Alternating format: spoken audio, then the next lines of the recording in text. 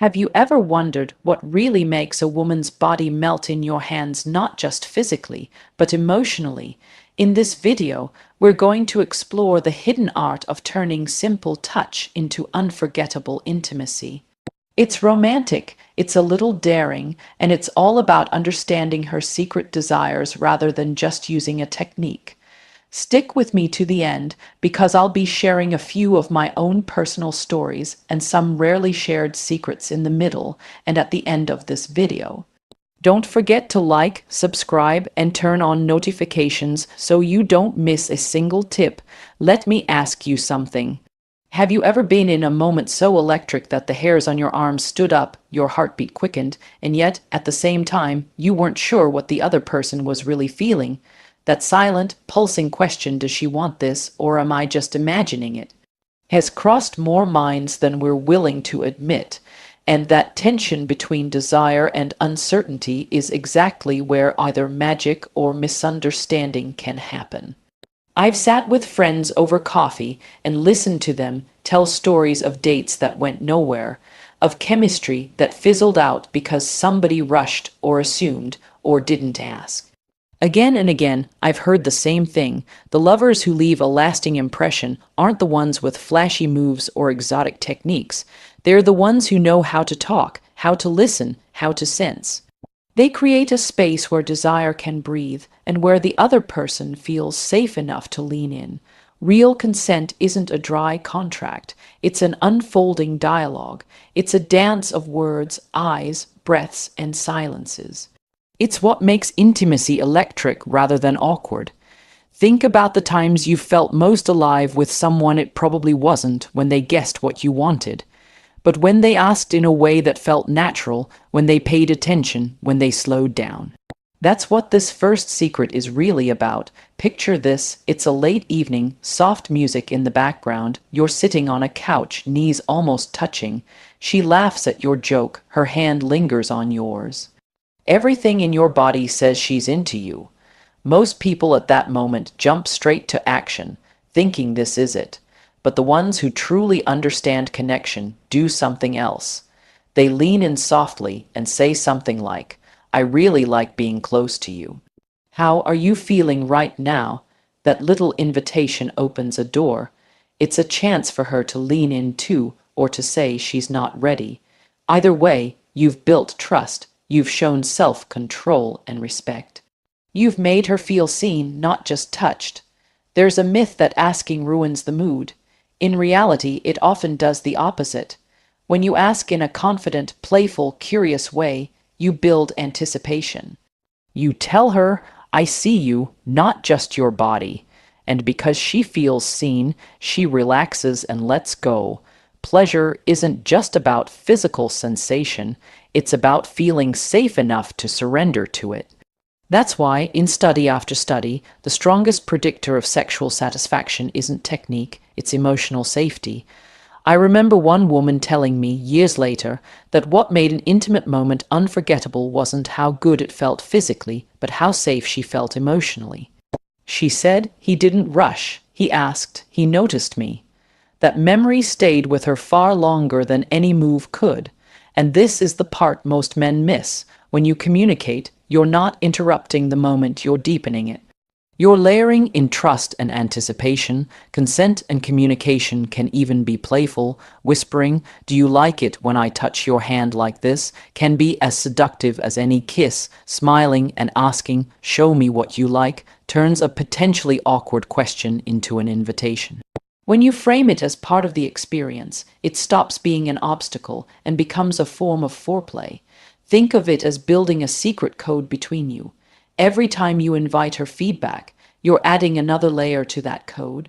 The more layers, the richer the experience becomes, and because you're both participating, it stops being something you do to her and becomes something you share.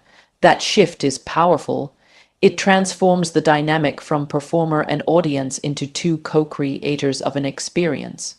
If you've ever been with someone who just assumed, you know how uncomfortable it can feel. Now flip that, imagine being with someone who, even in the heat of the moment, is tuned in enough to ask, to pause, to adjust. That's the difference between a forgettable encounter and one she remembers and wants to revisit. The difference between awkward and amazing isn't a hidden trick, it's a habit of tuning in. And here's another secret: when you get good at consent and communication, you actually become freer. You're no longer second guessing yourself because you've created a feedback loop. She's telling you what she likes, you're responding, the energy builds naturally. What started as a simple question turns into a flow where you both feel like you're exploring together. That exploration is where real passion lives. So the next time you're on the edge of intimacy, try this experiment. Instead of assuming, invite. Instead of rushing, slow down. Instead of treating communication as an interruption, treat it as foreplay. Use your voice, your eyes, your curiosity, make it playful, make it romantic. When she feels that you're as interested in her feelings as you are in her body, she won't just consent, she'll participate, she'll guide, she'll open up in ways you can't script. You can even start before you're physically close. During a date, ask about her likes and dislikes. During a hug, notice her breathing. When you hold her hand, pay attention to whether she squeezes back. These small acts of awareness build a bridge long before you cross into more intimate territory. By the time you get there, you already have a shared language of yes, no, maybe, slower, faster. That language makes everything smoother, hotter, safer. This is why I call consent and communication the first and most important move. Everything else you might learn, any technique, any touch, becomes exponentially more powerful when it's built on this foundation. Because at the heart of intimacy isn't a secret trick, it's trust, and trust starts with asking, listening, and responding. When you approach intimacy this way, you don't just become better at a skill, you become the kind of partner who leaves a lasting, positive impression. And that, more than any move, is what makes someone beg for more, not because of what you're doing, but because of how you make her feel. Can I ask you something that most people never stop to consider? When you think about the moments that really turned you on, that felt electric and unforgettable, was it actually the touch itself? Or was it the build-up, the looks across the room, the way somebody made you feel before anything physical even happened? Most people will quietly admit it was the anticipation and the emotional pull that made everything else feel so intense. That's the second secret most men miss: connection before contact. I still remember a friend telling me about the first time she met the man who would become her husband. She said, "It wasn't that he swept me off my feet with some dramatic move. It was that he made me feel like the only woman in the room long before he ever touched me. He noticed small things: the way she tucked her hair behind her ear, the books she liked, the way she laughed at offbeat jokes. By the time they held hands for the first time, she already felt completely safe and drawn to him. The hand holding felt electric because the emotional connection was already there. This is where most people go wrong. They think intimacy starts when you cross a physical line. In reality, intimacy begins in the mind and the heart. Every glance, every conversation, every moment of sincere attention builds a reservoir of trust and desire. When that reservoir is full, even the simplest touch feels 10 times more powerful. Without it, even the fanciest techniques can fall flat. Imagine two scenarios. In the first, you meet someone, skip the conversation, rush straight to physical closeness. It might be exciting for a second, but there's an edge of awkwardness. In the second, you spend time listening, noticing, building small rituals of connection. By the time you finally hold her hand or brush a strand of hair from her face, she's already leaning in, breathing a little faster, her body and mind primed for closeness. Which scenario do you think creates a moment she'll remember? Emotional connection isn't just about talking, it's about presence. It's about actually being there, eyes open, phone down, energy focused on her. When you do this consistently, she begins to feel that your touch is an extension of how you see her, not just a grab for pleasure. That shift changes everything. It makes her want to be close to you, to open up, to trust you with more of herself.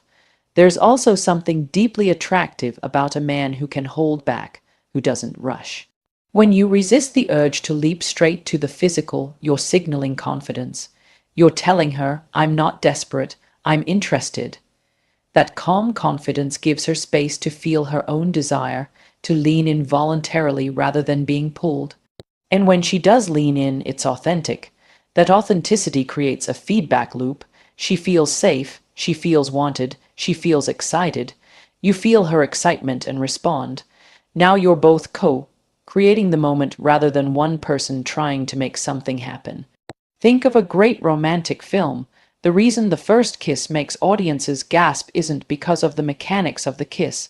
It's because of all the build-up, the glances, the near misses, the tension. You can create that same effect in real life by learning to slow down and cultivate emotional closeness before physical closeness. Compliment her genuinely, share stories, listen to her dreams, make her feel seen. Make her laugh. These are not small steps, they're the foundation. When you finally do reach out and touch her hand, her neck, her back, it won't feel like a random move. It will feel like the natural next step in a story you've both been writing together. I've even seen this in long-term relationships. Couples who prioritize emotional connection, date nights, small surprises, honest conversations report far better physical intimacy than couples who treat affection as a purely physical act. Why? Because desire thrives where emotional safety and excitement exist together. When a woman feels emotionally close, she's more relaxed, more adventurous, more attuned. Touch becomes an extension of trust, not a test of it. So how do you build this kind of connection? Start by being curious, ask open-ended questions, notice what lights up her eyes, share a bit of yourself too. Vulnerability breeds intimacy. Let her see your sense of humor, your passions, even your nervousness. Paradoxically, letting her see your humanity makes you more attractive, not less. It tells her she's safe to be herself around you, that safety is the soil where desire grows. Then, pay attention to timing. Don't just think about moves, think about moments. Maybe she mentions she loves a certain song later, you send her a link to a live version. Maybe she's stressed from work, you offer a listening ear before you ever think about a touch. These gestures show that your interest isn't transactional. They show you value her whole being. By the time you're physically close, she already associates you with care, attention, and positive feelings.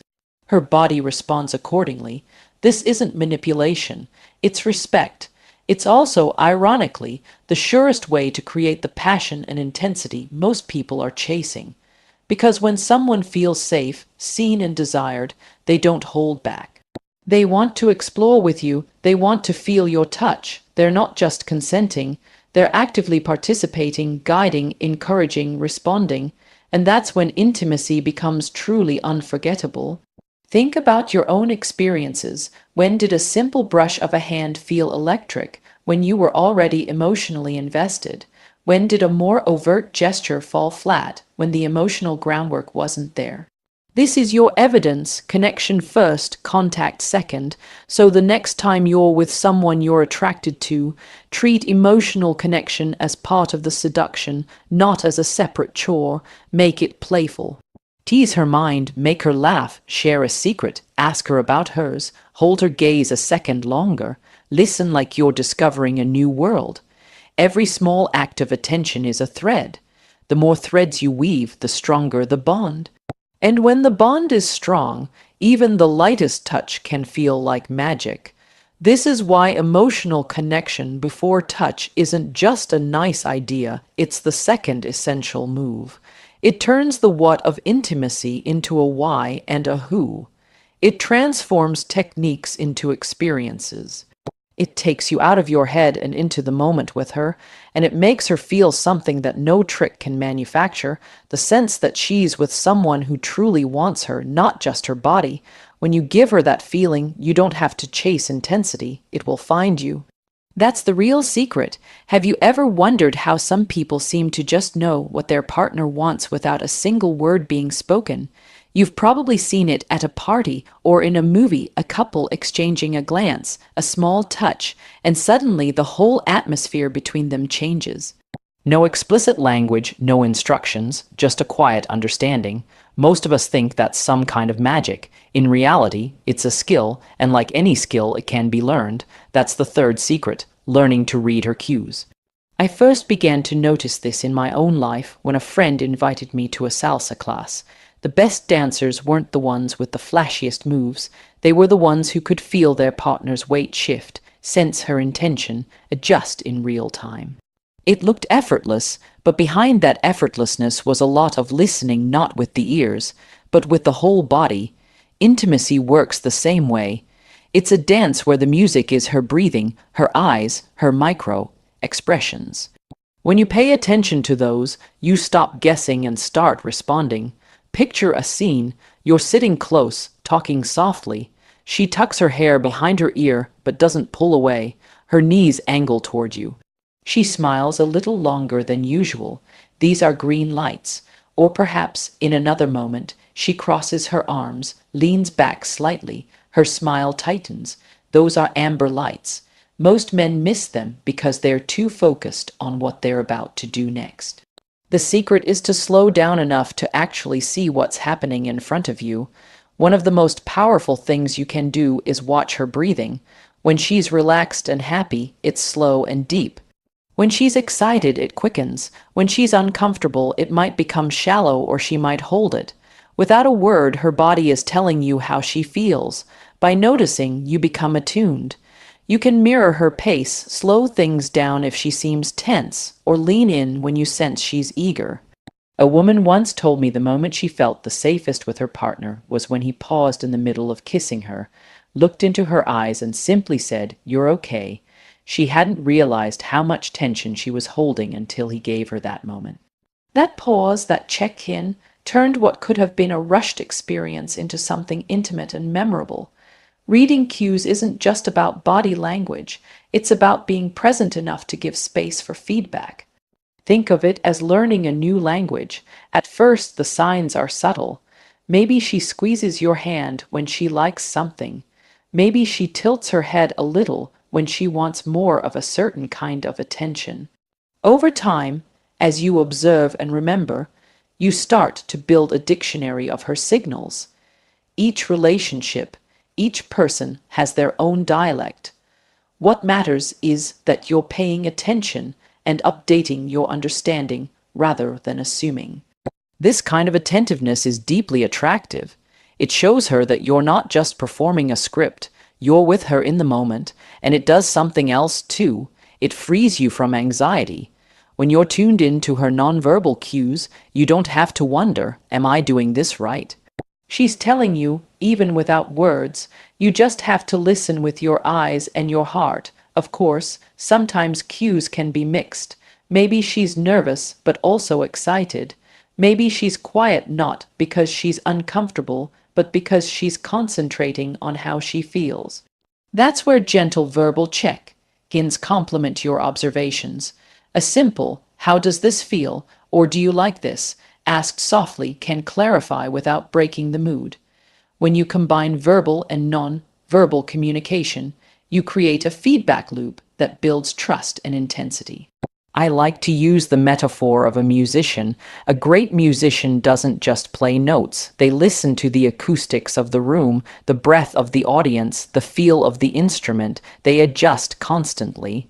That's why the same song can feel so alive in their hands. In intimacy, you are the musician and her responses are your music. If you're attentive, you can improvise, respond, build crescendos and pauses that feel natural and mutual rather than mechanical. You can practice this even outside the bedroom. Notice how she reacts when you touch her arm while talking. Notice her eyes when you tell a story. Notice the rhythm of her speech. All of these teach you about her comfort, her excitement, her boundaries. By the time you're in a more private moment, you've already trained yourself to pick up on her signals. You're not guessing, you're connected. Why does this matter so much? Because trust isn't built in one dramatic gesture. It's built in 1,000 small moments of noticing and adjusting.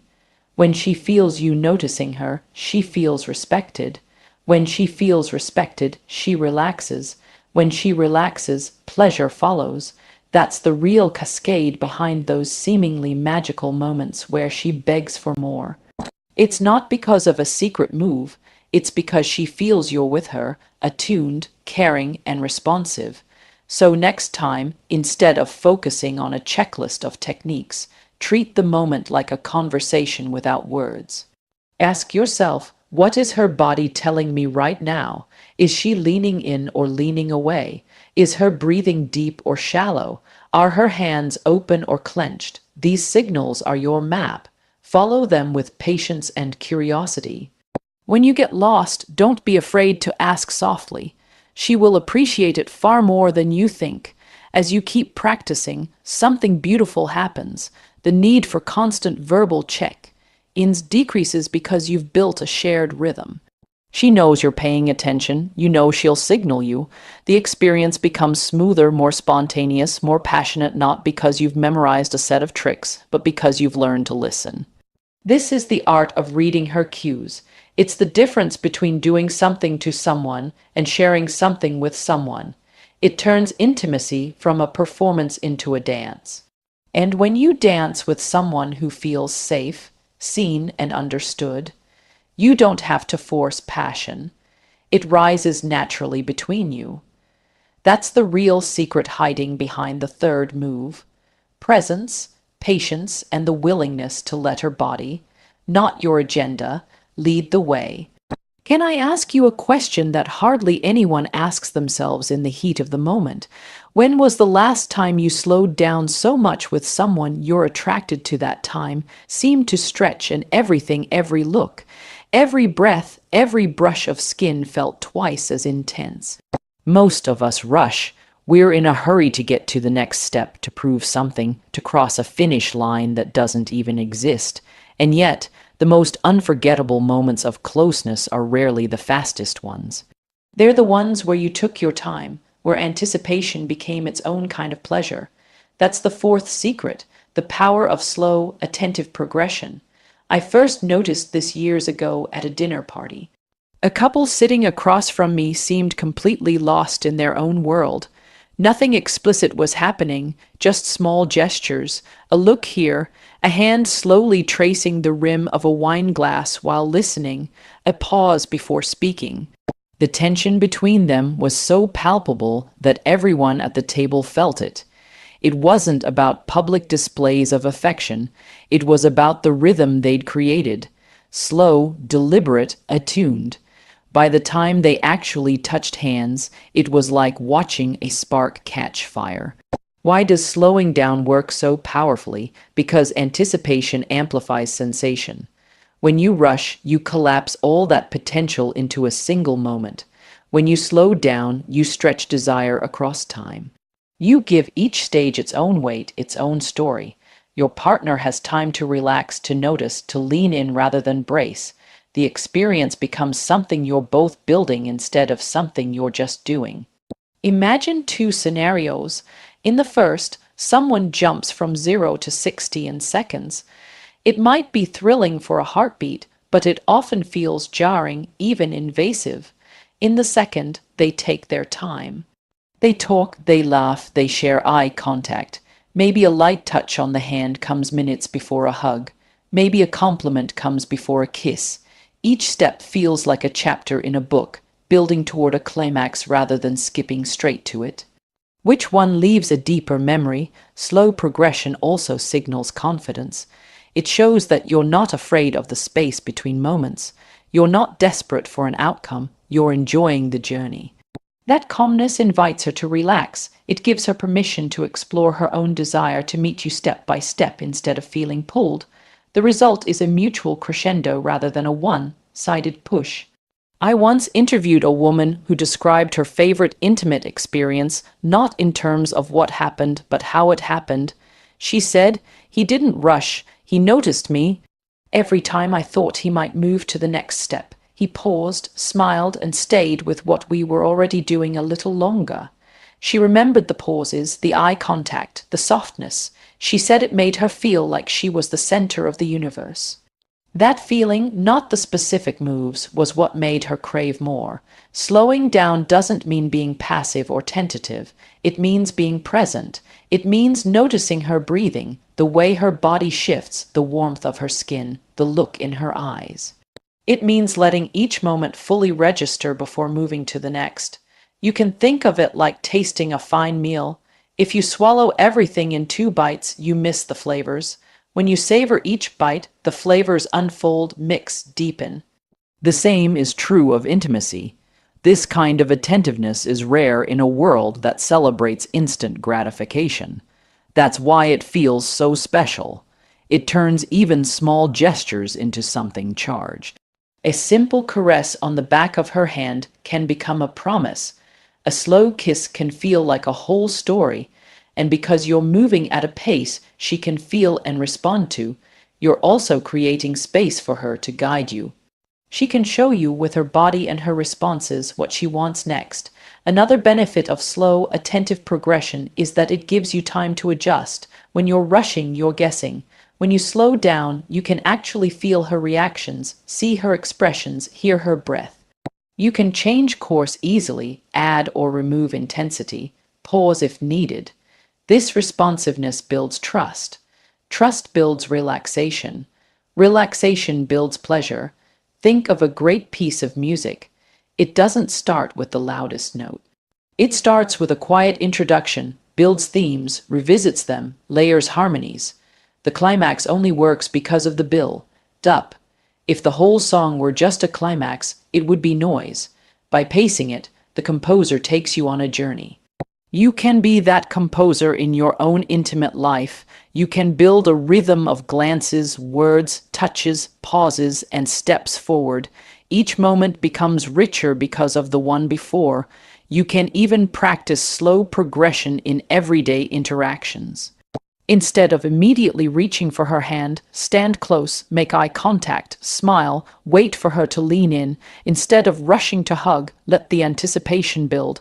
These small habits train you to value pacing, to notice how tension rises and falls, to read her signals. By the time you're in a more private setting, you'll already be skilled at creating a rhythm she wants to follow. This approach isn't about manipulation. It's about presence and respect.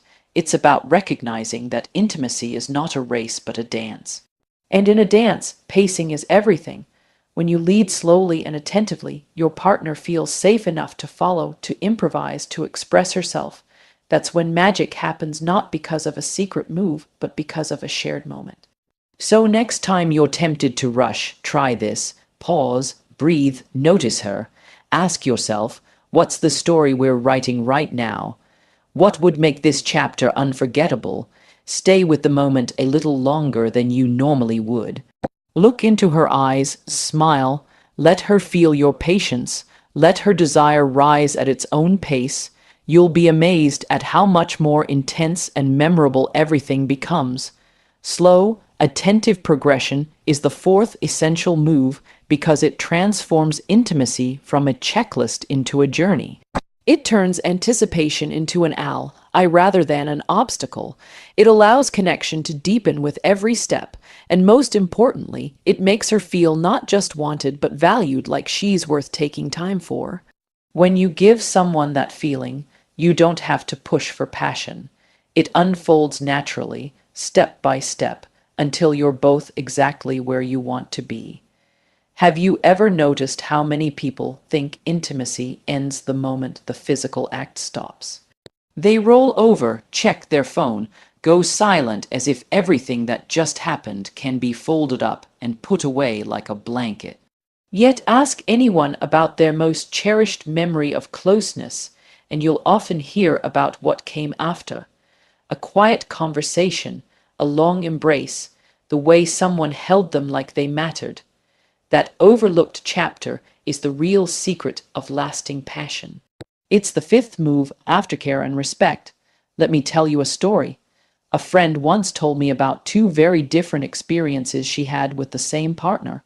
In the first, everything was right.